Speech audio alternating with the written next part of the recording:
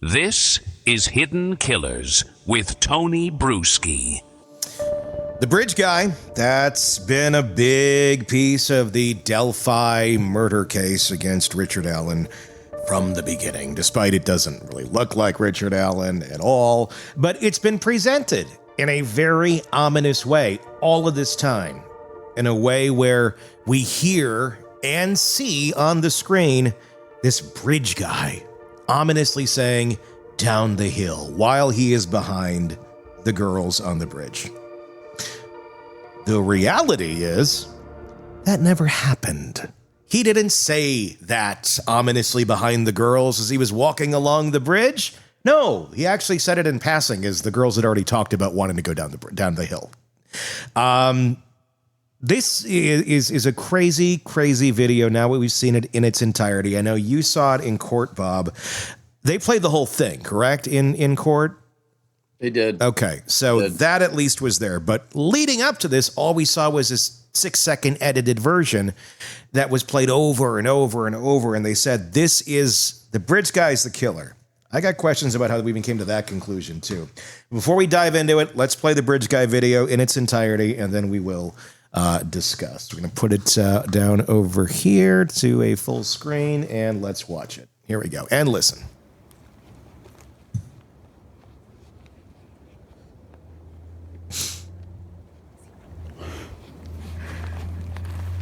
So there's the girl on the bridge. There's bridge guy way back. See, this is the path that we go down.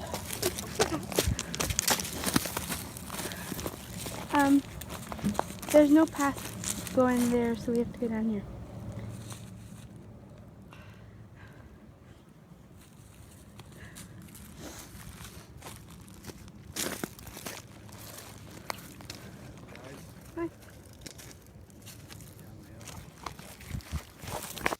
Let me break that down a little bit in case it was hard to hear. There's no path going there, so we have to go down here. The first person to say they want to go down the hill is the girls. It is not Bridge Guy. Bridge Guy is not like pressuring them to go down the hill. He's not like chasing them or stalking them. He looks like he's just a guy off walking on a day when there's probably a lot of people out there walking because it was a warm, late winter day. And then you hear him pass them, and he does a friendly, "Hey." And they're looking down the hill, and he goes, "Yeah, down the hill." Which I think I would do too. If you're walking out in the woods and there's two girls looking confused as to where the path goes, and they're pointing and looking around, and you know where the trail is, yeah, down the hill. There it is. And you keep going your merry way. But somehow that, which we've now finally been allowed to see by the powers that be of Delphi, the magical Oz, it's not at all what was presented to us for the last however many years. Bob, what's your reaction to this video now that you've got a chance to see it outside of court and had a chance to like review it more in depth? Yeah, I was paying attention to you right there, but I sent you a version I think has better sound. Okay. That maybe you want to plug in where we watched that. It's got significantly better sound. I had some people up the sound. Okay. And send it to me. Yeah, when I sat in court, and from what I understand, this is the original. And remember that there exist 3 versions of this video. Okay. 4 if you're counting what they put out to the public, the 3-second clip of just Bridge Guy that was all grainy where you can't make out anybody's face. But this apparently was taken directly from the extraction of Libby's phone. So what we also saw was what they called a enhanced version of it. And then finally they showed us what they called a stabilized version. Now, when I first saw this, when it was released this week, I could not remember. I'm like, I was hitting everybody up that was in court with me during that trial. I'm like, is this the original? Because when I watched the original in court, and I have all kinds of people saying, Bob said he couldn't see the Bridge Guy. And when you're looking It's something that you've been waiting to see for 7 years in a court from 50 feet away on a 55-inch screen, and you're trying to soak in everything.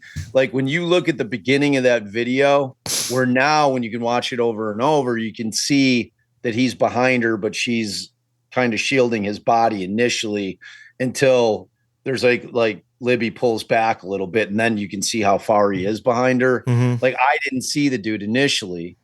So then I'm kind of like, you're trying to take it all in, and you're like, wow, and then when I finally do see him, I thought he looked to be 10 yards back, maybe 30 feet behind her. And, when I saw that now in full display, I still think he's probably about 10 yards behind her. Yeah. And, then you're trying to figure out the concept of this picture that was floating around out on social media is another snap picture, the one with Abby alone out on the bridge. Okay, walking towards, if you're facing Abby, towards the right side of the tracks, kind of looking down, which you'd have to be to cross those railroad ties, and you don't see anybody behind her. No. The whole way. Do you know what picture I'm talking about? I think so. I think I know. Yeah, what you're talking like about. just if you Google it right now, you can find it while I'm talking, and you can throw it up. It's like Abby on Monon High Bridge alone. So at trial, we learned that they could not find that particular picture anywhere in the Snapchat cache of Libby's phone. They couldn't find it anywhere on the extraction. That was somehow found on the internet, but we don't know who posted that picture. So when you look at that picture in conjunction with where it appears that she's standing in that picture and how much of the north end is behind her, and you can kind of figure that she's closer to where Libby is than she is to the beginning of the north side of the trestle. So she's not too far from where Libby starts taking the video. Yeah. And then you have to try to figure out, well, where the hell does this guy come? This is not the type of bridge that you can run across. No. It's a railroad, an old defunct railroad trestle. So it's literally railroad tracks where you have between a 14 and 16-inch gap between railroad ties. Okay, so like you have to vary it, and on top of that, half of these ties are completely deteriorating. Some of them are missing completely. So this is a very treacherous, terrifying walk across this bridge. No one is jogging across it. No one. So it then leads you to the place, well, where is this guy? It appears that there it is. Yeah. Okay. And yeah, there's no bridge guy on that shot. So Right. the only other thought I would have on this is, number one, it didn't appear on her phone. So that's weird in itself. So did somebody else take this? Is that the question? Yes. Basically. Okay. So if somebody else took it, yeah, I mean, who would that be? How would that be? How did the guy get there? It could have been somebody that had access to her Snap account. Or but how do they get the picture is the $1 million question. Yeah. Because when I'm saying it's not in her Snap cache, I'm talking about the extraction of her phone. Yeah. And one of the questions that I have, and I'm actually Stacey Aldridge is going to be on our show next Thursday. Mm-hmm. And she was the defense expert, the phone forensic expert on the case.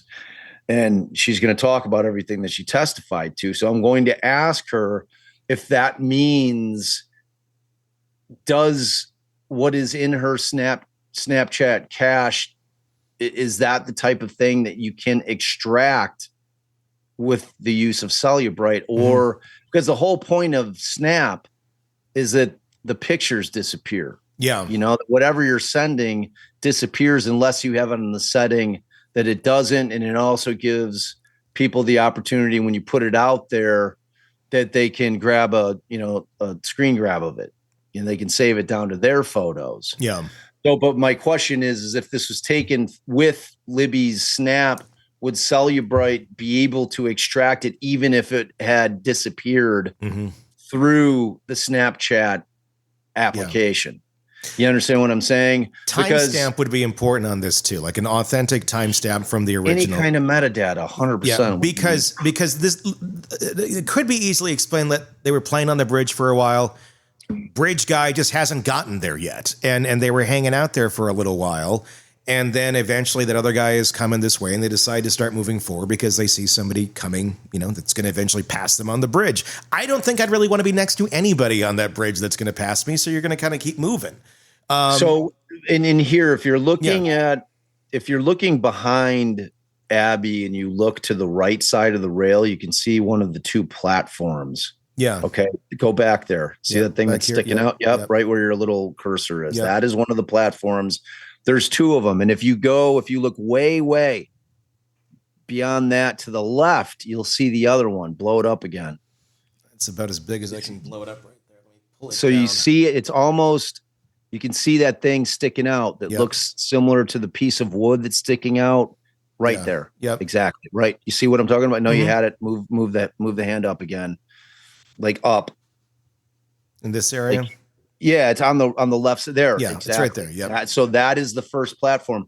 So if you're able to look and you can Google an aerial view of the Monon High Bridge, there are those two platforms, and they are at the opposite end of where she is at. You can see how far behind that is of her. So she is not hanging around just playing on that bridge. Libby obviously had a lot less fear in terms of crossing that bridge because she beat like when you're hearing about people talking about crossing that bridge, it's like people are like, yeah, but I got down on my hands and knees and crawled across it because it's that scary. Yeah.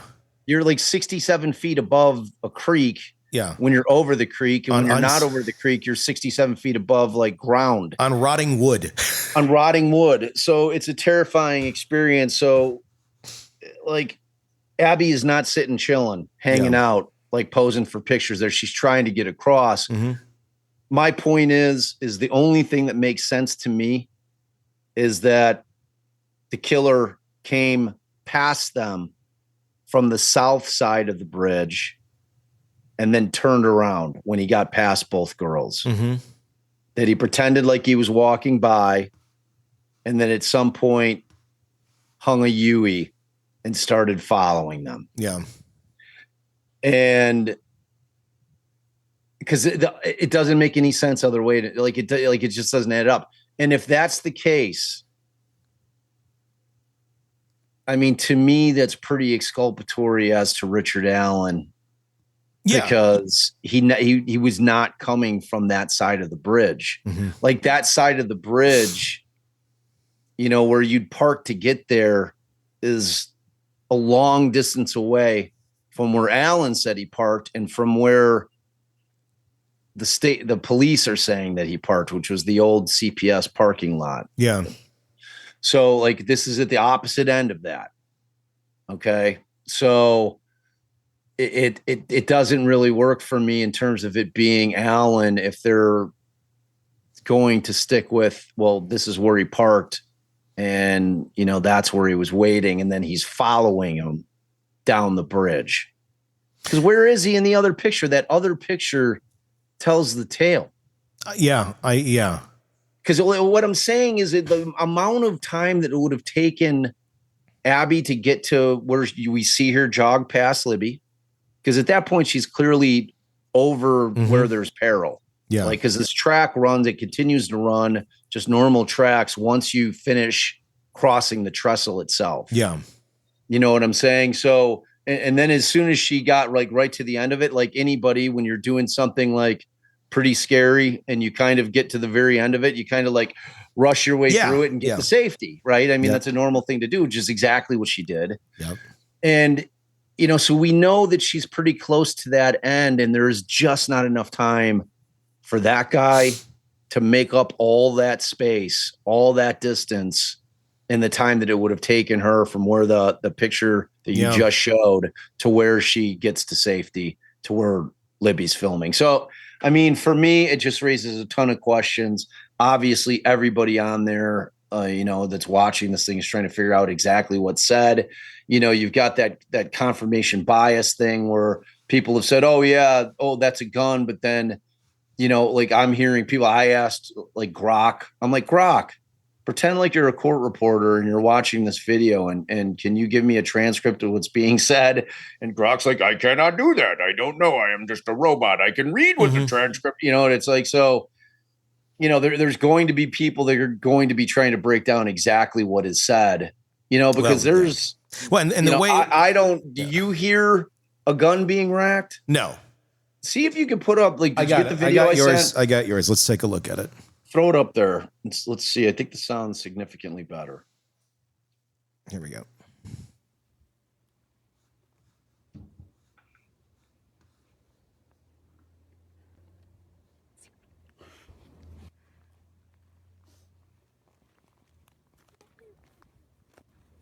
See, this is the path.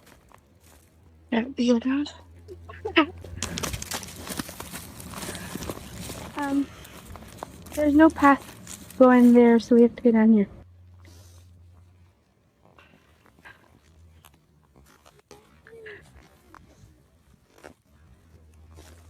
See, this is the Guys. path.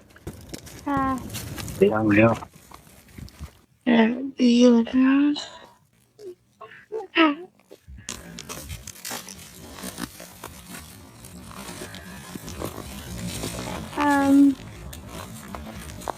There's no path going there, so we have to go down here.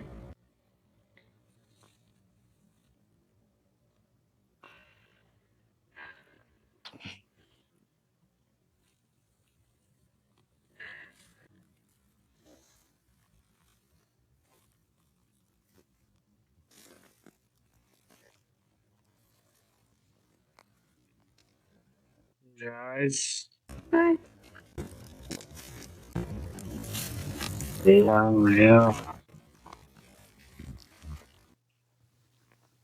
So that video, it looks like it repeats, right? It's not just Right. That, like, I think I think my buddy made it like repeat 2 times. So it's a 43-second video total. Yeah. And like I don't hear a gun rack at all. No. Want more on this case and others? Then press subscribe now and don't miss a moment of true crime coverage from Tony Bruschi and the Hidden Killers podcast.